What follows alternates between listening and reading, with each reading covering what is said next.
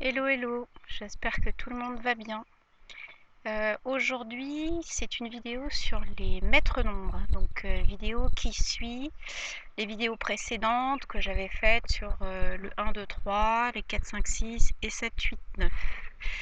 Donc alors, pour commencer, vidéo qui va expliquer donc par rapport au tarot de Marseille et au tarot des lettres hébraïques, en fait, qu'une vibration énergétique reste identique quel que soit le support. Alors c'est vraiment très intéressant de comprendre que ce qui marche en fait, c'est la vibration, quel que soit son support, que le support n'est pas du tout limitatif. C'est-à-dire que j'en ai pris deux au hasard, mais en fait vous pourriez prendre énormément de supports qui vibrent donc sur ces 11, 22 et 33, pareil pour les 1, 2, 3, 4, 5, 6, 7, 8, 9, et vous auriez les mêmes, je dirais, conséquences vibratoires en positif ou en négatif, puisque c'est pas du tout le support sur lequel ça s'accroche, mais bien la vibration qui est importante. Cela étant dit, on va commencer par, je dirais, reprendre la base. La base, c'est que les vibrations sont séparées par des plans. Elles appartiennent toutes à la matrice d'ici actuelle, qui, comme vous le savez probablement tous, est en train de changer. Des fréquences nouvelles arrivent et sont en cours de paramétrage, entre guillemets. C'est-à-dire qu'on fait vraiment, on passe de la 3D au 5D cette fois-ci. Donc, vous allez tous sentir que vous avez plus de signes, au fur et à mesure. Alors, il y a des fois, comme c'est en cours de paramétrage sur vos fréquences, d'un seul coup, vous allez vous apercevoir que vous n'avez plus rien. C'est le silence radio. Alors ça va revenir. C'est, je dirais, visiblement, c'est en cours de paramétrage. Donc, ça veut dire qu'on est en train de bidouiller vos fréquences et le panel de fréquences auquel vous appartenez. Donc, c'est temporaire. Ces fréquences en fait je dirais de la nouvelle matrice, elles vous permettent donc de vous accrocher à la 5D. Ce que j'ai compris moi, c'est qu'en fait pour tous ceux qui pensent avoir des problèmes d'ancrage dans le 3D, alors que bon, ils sont relativement, je dirais, éveillés, c'est normal puisque visiblement, on peut être ancré ici via la 5D quand on a nos chakras corolines et qui réussissent à joindre le stellaire. Maintenant, on doit pouvoir s'ancrer dans la dimension, je dirais, dans laquelle on est issu. Donc, du coup, l'ancrage, il n'est pas obligatoirement dans cette matrice-là le plus fort, même si, bien évidemment, pour pouvoir avoir accès à toutes les vibrations, il faut de toute façon une part d'ancrage ici qui soit solide et évidemment complète. Mais il y a des individus, moi je l'ai expérimenté, c'est effectivement, moi le 3D me convient pas complètement, hein. Il me manque la moitié des choses et je suis beaucoup plus à l'aise dès lors qu'on on commence à capter au-dessus, hein. Donc je pense que voilà, je dois pas être la seule. Donc, pour résumer, on est vraiment sur des plans qui sont séparés. Et ils sont séparés, c'est pas un découpage comme les départements, hein, c'est vraiment un découpage en fonction des fréquences. Donc on a 1, 2, 3, 4, 5, 6, je dirais, qui appartient aux individus de la matrice ici, qui doivent travailler sur le plan de l'individu et un petit peu de l'interaction entre eux.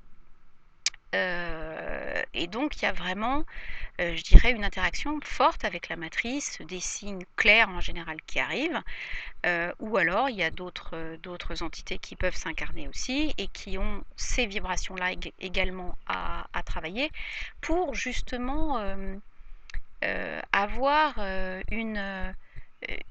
vraiment pousser ces vibrations dans ce qu'elles peuvent avoir de mieux. D'accord? Les vibrations 7, 8, 9 sont déjà des vibrations qui sont ouvertes sur un autre extérieur, qui sont déjà en train de vouloir ouvrir autre chose, de passer une autre dimension, de, de, de, de connaître et d'intégrer des énergies et des fréquences au-dessus, ou en tout cas élargies. D'accord? Et puis, on a ce plan des vibrations des maîtres nombres 11, 22, 33. Ce sont des vibrations donc que vous pouvez retrouver, sur certains de vos nombres, comme je vous ai expliqué dans la carte d'identité, de «l'âme» entre guillemets. Vous pouvez les retrouver dans vos nombres d'hérédité, heu donc ces 4 nombres qui composent votre carte d'identité et surtout qui sont à partir de votre nom. Et puis vous avez ces nombres qui peuvent composer votre chemin de vie. Alors, quand ça compose votre chemin de vie, là, ça devient vraiment la route à suivre et ça devient très important de pouvoir intégrer toutes ces vibrations pour pouvoir, je dirais, les reporter, et surtout qu'elles ne vous fassent pas de mal parce que dans un chemin de vie, c'est permanent. C'est encore si vous les avez au niveau de votre nom, dans vos composantes de vos caractéristiques de personnalité, ce sont des choses que vous avez forcément déjà intégrées, ou presque. Et donc, si vous avez de l'expression ou de l'aspiration, enfin voilà, vous allez avoir, je dirais, très naturellement, une facilité à pouvoir accéder à ces chiffres-là. Si vous avez ça en chemin de vie, donc ça va être la route qui va vibrer comme ça, donc de façon permanente. Donc il va falloir vraiment intégrer ce que ces nombres ont comme positif et comme négatif pour vous permettre de dire bah oui mais ça me convient ou ça me convient pas et effectivement ça me bloque. Donc les vibrations 11, 22 et 33, elles sont là pour nous, donc sur certains individus, pour de la guidance, de l'enseignement et de la responsabilité du groupe. C'est-à-dire qu'elles sont vraiment à destination de tous et certaines âmes choisissent de les avoir pour pouvoir, je dirais, guider, pour pouvoir aussi les travailler, hein, les intégrer et pour pouvoir les ressortir et nous faire part de ce qu'elles ont vu pour nous et des choses qu'elles ont à nous transmettre, qu'elles ont travaillé avant. Alors, avant tout ça, je voudrais faire une petite digression sur la vibration 0, que on voit beaucoup apparaître à partir des enfants qui sont nés en l'an 2000 jusqu'à globalement 2010 et qui disposent donc de plein de zéros partout quand on fait leur chemin de vie, ils ont plein de zéros partout. Et souvent, il n'y a même pas de sous-nombre pour pouvoir réussir les nombres d'expression ou d'aspiration ou autre, ou le chemin de vie, il y a beaucoup de zéros.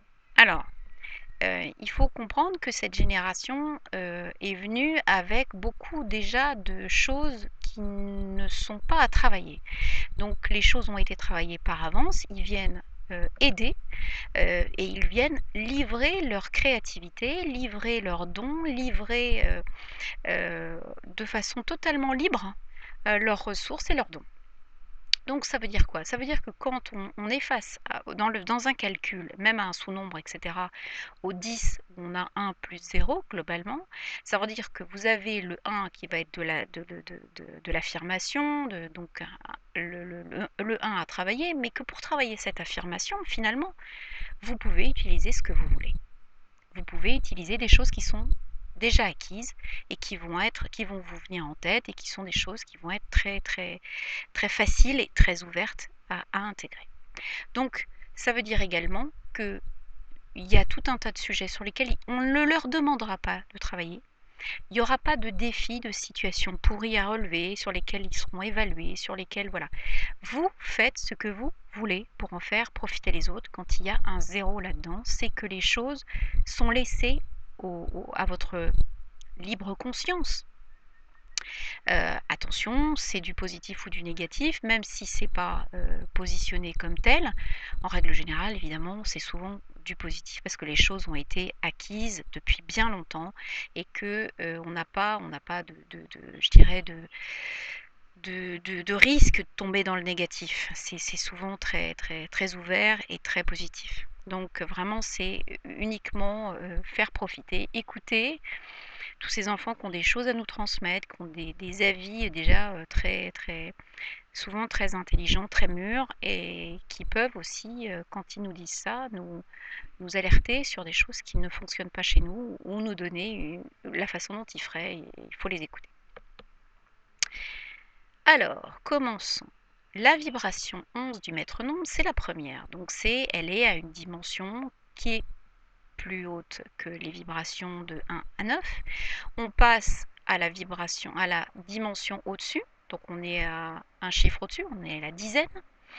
Et donc on est par rapport à des individus qui essayent d'intégrer cette nouvelle dimension et qui ont accès à des informations supplémentaires. Alors, ces informations supplémentaires, ils les ont de façon immédiate. Donc, ils les ont sur leur entourage, ils ont des intuitions, ils ont des fois des formes de guidance, ils sont aptes à... Donc, ils les ont bien cernés, ils les ont bien identifiés, donc ils sont aptes à les transmettre, à aider les autres, à les guider sur leur chemin, voilà, ils se sentent décalés par rapport aux autres, donc ils se positionnent souvent en tant que leader. Mais le problème qu'ils vont avoir, c'est que même si ils ont atteint une nouvelle dimension, qu'ils essayent de se positionner, d'intégrer cette nouvelle dimension, donc avec une guidance collective, pour dire aux autres ce qu'il faut, ils sont pressés de transmettre les choses, ils sont impatients, ils ont vraiment... il y a une espèce d'urgence chez eux à transmettre les choses. Sauf que il y a le revers de la médaille, c'est-à-dire que est-ce que les autres sont prêts à entendre? Est-ce que les autres, comment les autres vont-ils accepter tout ça? Donc le 11, en fait, il a accès à plein d'informations, à une nouvelle dimension, mais c'est souvent un leader, et il arrive difficilement à se positionner par rapport aux autres. D'abord, parfois quand il vibre mal, il peut avoir beaucoup trop d'ego, il peut avoir beaucoup trop de confiance en lui, il peut devenir autoritaire. Le 1 devient vibre en 2 négatif. Donc le 2 négatif, ça va être de la confrontation avec les autres, ça va être du conflit, etc. etc. Si vraiment il ne supporte pas les autres, il va se transformer aussi en 2 négatif, il va être complètement passif. Et donc tout ça, ça va lui donner vraiment des questionnements pour pouvoir arriver à se positionner par rapport aux autres. Donc, je dirais le 11, c'est le premier maître-nom qui a accès à la dimension supplémentaire. Il est face à des informations, il sait qu'il doit les transmettre, il sait que les autres ne les ont pas, mais du coup, il se sent décalé par rapport au groupe. Donc, d'où des difficultés par rapport à la transmission. Et donc, il faut absolument, dans cette vibration, arriver à persévérer, arriver à se maîtriser, arriver à maîtriser cet ego qui sort, arriver à maîtriser, je dirais, toutes ces volontés d'urgence et de bousculade des autres pour pouvoir leur faire comprendre les choses, etc. Voilà, toutes ces tendances un peu autoritaires, donc vraiment la maîtrise de soi dans la persévérance pour arriver vraiment à se positionner correctement et que les autres acceptent finalement de pouvoir intégrer les informations qu'ils vont nous donner. Ça se traduit comment, cette vibration 11, dans les tarots? Eh bien, dans les tarots, la vibration 11, elle va se traduire dans le tarot des lettres hébraïques par le Kaf. Le Kaf, c'est ce qu'on appelle le corps de résurrection. Vous voyez que là, on n'est pas sur de la vibration 11, on est directement sur de la vibration 20. Donc la dizaine, elle est engagée, la dizaine, elle est marquée, la dizaine, elle est avérée. On est sur une dimension supplémentaire. Alors le Kaf, ça représente quoi? C'est, dans les lettres hébraïques, c'est la paume de la main. D'accord? C'est l'effort qu'on produit, voilà, le fait de recueillir tous les efforts pour pouvoir dompter les forces de la nature. C'est une force d'accomplissement. D'accord?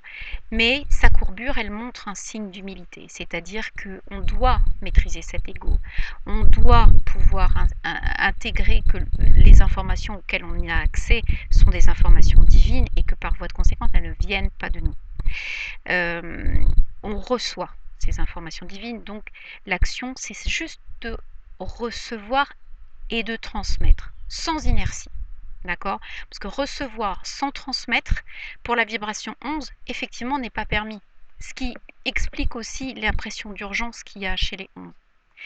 Et à l'intérieur de ça, c'est aussi une méthode de triomphe de triomphe sur la colère, de la frustration, la révolte, toutes ces choses qui sont ressenties, mais qui doivent être maîtrisées avant de pouvoir transmettre toutes ces informations qu'on obtient.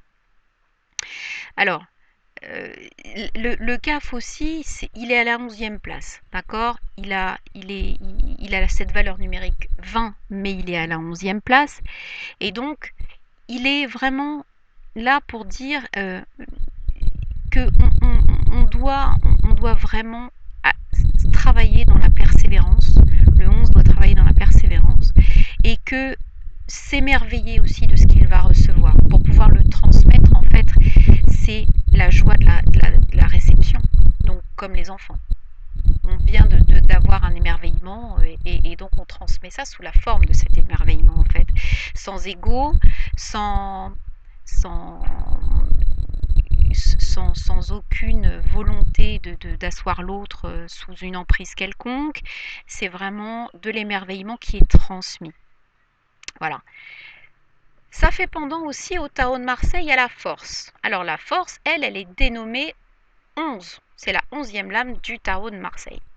Donc on observe quoi? C'est une lame qui est très statique. Donc c'est pas une lame de mouvement, donc on n'est pas dans quelque chose qui se résout vite. On est sur donc en plus elle a le chapeau de l'infini, donc elle est dans quelque chose qui dure. D'accord? Elle est donc en train d'ouvrir la gueule d'un lion avec ses mains. Et c'est la 4e vertu cardinale. Bon, les 3 autres sont également figurés dans le tarot, puisqu'il s'agit de la justice, la lame 8. La prudence, entre guillemets, c'est l'ermite, la lame 9. Et le 14, c'est la tempérance, qui signifie donc vraiment la pause. Cette signification, en fait, en positif, cette lame du tarot, c'est vraiment de l'énergie. Il y a énormément d'énergie dans cette lame, qui est une énergie qui est canalisée.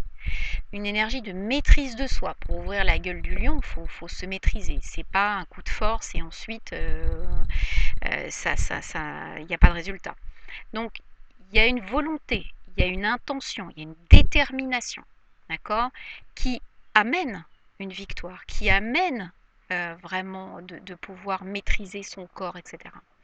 Donc la force physique est là, mais elle est là à condition d'avoir un corps sain, elle est là à condition d'avoir, je dirais, tout un tas d'autres prérogatives qui sont vraiment de la maîtrise de soi dans la durée. C'est vraiment une lame de durée. Quand vous avez une lame comme ça qui intervient et qui apparaît dans un jeu, les choses ne sont pas pour tout de suite. Elles sont vraiment... elles vont pas tarder, mais il n'y a pas de notion de retard. Mais ça implique vraiment un travail de maîtrise, de confiance, de conscience. Vraiment, tout ça, c'est très très important. En négatif, on a exactement les vibrations négatives du 11 qu'on a vu tout à l'heure. C'est-à-dire que c'est de la faiblesse, c'est de la violence, c'est, je dirais, de la tyrannie, on ne sait pas ce qu'on veut, c'est de l'égocentrisme, on est centré sur soi, on n'accorde pas de place aux autres, on ne peut pas se remettre en question, parce que la lame est statique, hein, donc si elle vibre en négatif, vous pouvez toujours essayer de faire remettre en question quelqu'un qui est bloqué là-dessus, hein, ça ne marchera pas. Donc voilà, vous voyez que quel que soit le support, finalement, on a une vibration 11 qui implique donc déjà une dimension supplémentaire, qui implique une maîtrise, une force, une réception d'informations et une transmission d'informations. Le maître nombre qui suit, c'est le 22. Alors on a évidemment le 22, on est encore sur une dimension supplémentaire. On est sur 2 fois 11, c'est-à-dire que on va intégrer, une fois qu'on a eu je dirais, ces intuitions du 11, ces informations du 11, là, vraiment, on touche avec le 22, on touche la collectivité. C'est-à-dire que le 22, lui, il est fait pour intégrer, concrétiser sa vision et ses intuitions et sa vision du monde dans la matière pour le service de la collectivité. Donc lui, ça va souvent être aussi peut-être un leader, mais plus souvent un thérapeute. Ça va être quelqu'un qui va essayer de rendre service à la collectivité avec, ça peut être un métier, hein, ça peut pas forcément un thérapeute énergéticien, quoi qu'il y en a beaucoup qui est du 22, mais ça peut être des gens qui ont fait de leur métier une espèce d'art et qui fédèrent énormément de gens autour d'eux. Ça peut être ça.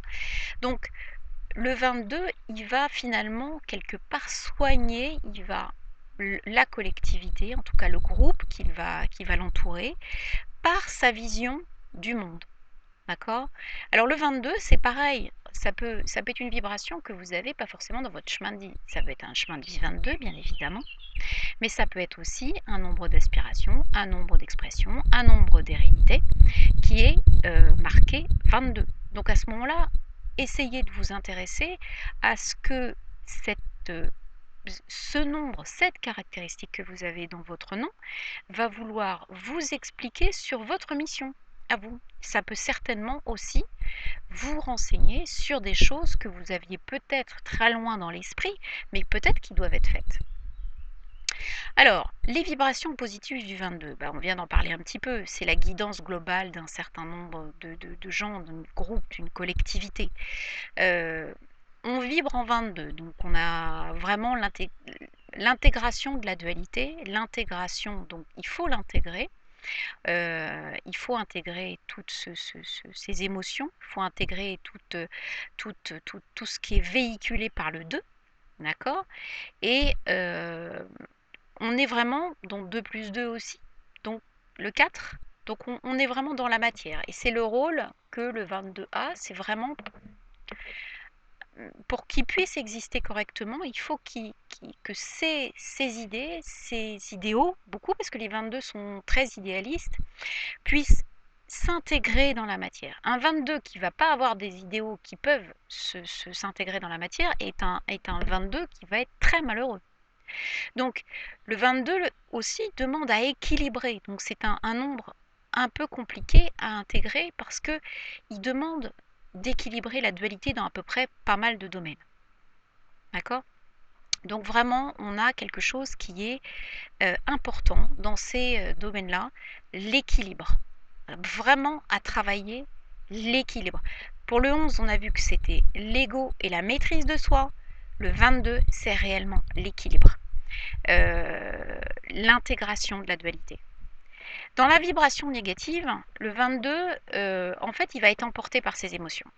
Et très tôt. C'est-à-dire qu'au départ, il va vibrer en 4. Très jeune, en fait, il va vibrer en 4. Donc, il va avoir plein de volontés, plein de règles, plein de disciplines, plein de... Voilà. C'est quelqu'un qui va avoir beaucoup de stabilité, en fait, très jeune. Et puis à un moment donné, les choses, donc les situations qui vont être proposées par la vie pour qu'il déclenche son 22, vont être des situations où il va falloir qu'il équilibre. Donc on va essayer de le déséquilibrer à tout bout de champ et avec les émotions. C'est quelqu'un qui a, le 22, beaucoup de mal à gérer ses émotions, qui est emporté par ses émotions. Et c'est cette mauvaise gestion des émotions qui peut l'emmener très loin, qui peut l'emmener non seulement à tourner en rond, mais qui peut l'emmener également à la dépression, qui peut l'emmener à des blocages ou des conflits incessants jusqu'à ce que l'âme accepte qu'il faille équilibrer ses émotions et les mettre à distance. Et surtout les traiter pour pouvoir les maîtriser. D'accord? Donc, on est vraiment sur du 22 qui doit accepter sa mission, faire confiance à ses idéaux et à son guide intérieur pour équilibrer toutes les polarités qui dysfonctionnent. Pour ensuite le transmettre à la collectivité. Et là, on a un 22 qui est top. Donc c'est une vibration très complexe à intégrer, très dure, parce qu'elle fait passer le temps que les 22 se rendent compte qu'ils sont 22 et qu'ils doivent avoir une mission un peu différente des autres. Donc on est sur quelque chose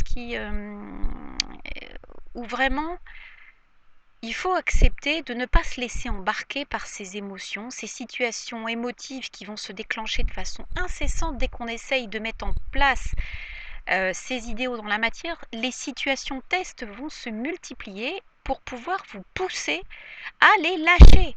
Parce que ce qui doit être travaillé, c'est la vibration émotive. Donc, vraiment, la gestion des émotions, c'est impératif pour le 22. Voilà. Voyons voir ce que ça donne au niveau de nos lettres hébraïques et du tarot de Marseille. Alors, les lettres hébraïques, on se retrouve à avoir quelque chose de très intéressant, parce qu'on a le 22, c'est Tav, l'étoile de la vérité. Et la valeur numérique, donc comme je vous disais, le 22 atteint encore une dimension supérieure, et bien là, la valeur numérique, c'est 400. Donc, réellement ici, on voit que la dimension supérieure, 3 chiffres, est encore atteinte. Donc, on a encore passé quelque chose de supplémentaire par rapport au 11. Alors, l'étoile de la vérité, au démarrage, l'idéogramme, c'était une croix qui se retrouvait enfermée dans un carré, donc de la matière, avec une histoire de cercle qui limitait, voilà, et qui en fait montrait l'emprise cyclique des 4 éléments, des 4 saisons, etc., etc., des 4 mondes mystiques qu'on trouve dans le judaïsme. Et puisque on a vraiment du 4, c'est un chiffre, c'est un nombre des anges. Donc tout ça, on atteint vraiment des sommets au niveau de la spiritualité qui sont très importants. Mais qu'est-ce qu'elle dit, cette étoile de la vérité? L'étoile de la vérité, elle dit finalement un peu la même chose que ce qu'on vient de voir. C'est-à-dire qu'elle dit, attention, la seule chose qu'il faut faire pour pouvoir atteindre vraiment votre mission, c'est d'être vrai, de ne pas être dans le déni, de ne pas se mentir à soi-même, de ne pas mentir aux autres, d'accord? De prendre en fait totalement conscience que la situation qu'on vous envoie est une situation qui est un champ de conscience. Comment prendre conscience du choix que vous devez faire? Comment s'engager dans la bonne direction? Voilà. Et elle dit, à partir du moment où vous vous dépouillerez de tout ce qui n'est pas vous, de tout ce qui vous fait partir de la réalité, et bien finalement, vous allez prendre conscience des choix qui vous sont offerts et vous allez pouvoir les mettre en pratique. Le tarot de Marseille, il dit exactement la même chose. C'est-à-dire qu'il dit quoi? Il dit, voilà, on a affaire au mat. Le mat n'a aucune valeur numérique. Mais c'est la 22e carte du jeu, ou la première, visiblement celle du point zéro.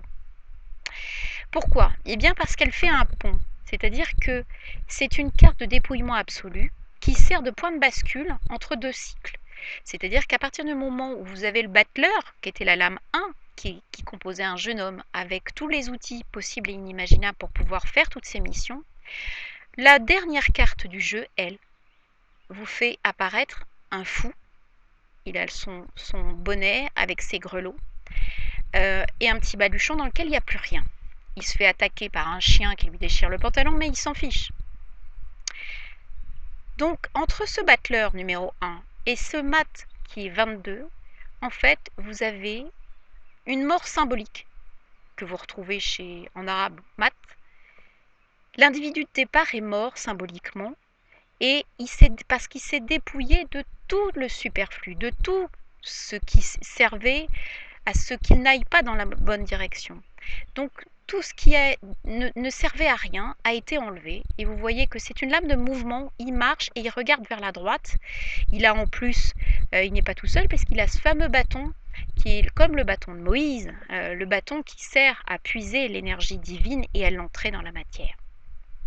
D'accord? Donc on est par rapport à c'est une lame de changement, de point de bascule. On passe d'un état à un autre, on va d'une dimension à une autre, on est dépouillé de tout ce qui nous empêchait d'y aller et donc on est libre. Voilà, c'est exactement cette version du 22 qui indique que à partir du moment où vous êtes bien dans l'instant présent, et que vous allez vous être maîtrisé et débarrassé de toutes ces qui vous empêchaient d'avoir vraiment quelque chose de positif vis-à-vis de vous, eh bien vous allez pouvoir être libre. Dans une version négative, donc le mat, lui, il fuit.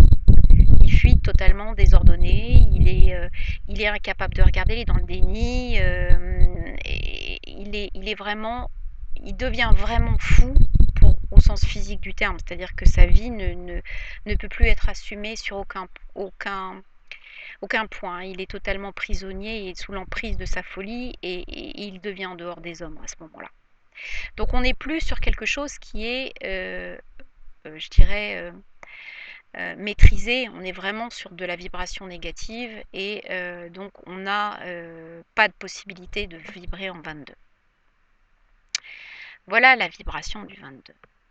Et la dernière vibration qu'on a dans notre matrice à nous, sachant que maintenant on a, compte tenu du fait qu'on a je dirais des modifications de matrice pour aller vers des fréquences beaucoup plus hautes de changement de la Terre, on a maintenant des enfants que vous allez voir avec, par exemple, 3 chiffres. Donc, qui ne seront plus avec des chemins de vie de 2 chiffres, mais de 3 chiffres. Et qui sont des enfants totalement équilibrés, totalement intégrés, enfin quelque chose d'assez surnaturel. Voilà. Et donc, vous pouvez avoir aussi du 44, du 55, enfin, il y a d'autres vibrations qui vont se déclencher aussi. Mais déjà, celle du 33, quand on arrive à la déclencher, pour ceux qui ont par exemple de la vibration 33 en chemin de vie, c'est déjà quelque chose d'assez rare. Ces vibrations, en fait, le 33, c'est la vibration du guide spirituel. Donc c'est celui qui va pouvoir vous parler des lois de l'univers, de la façon dont il faut vous équilibrer, de l'amour inconditionnel, des enseignements divers et variés, qui va tout avoir à sa portée sans jamais les avoir appris presque.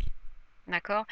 Et vraiment, lui, ce 33, il est là pour pouvoir permettre à tout le monde de le rejoindre pour pouvoir être enseigné. C'est lui qui a accès directement aux informations de la source et qui vraiment peut nous illuminer entre guillemets. On a du Krishna, on a du Jésus, on a des gens comme ça, voilà, qui sont des guides spirituels, qui sont qui sont là vraiment pour nous donner la lumière. Hein. Alors, ce 33, il est aussi parfois atteint par des artistes.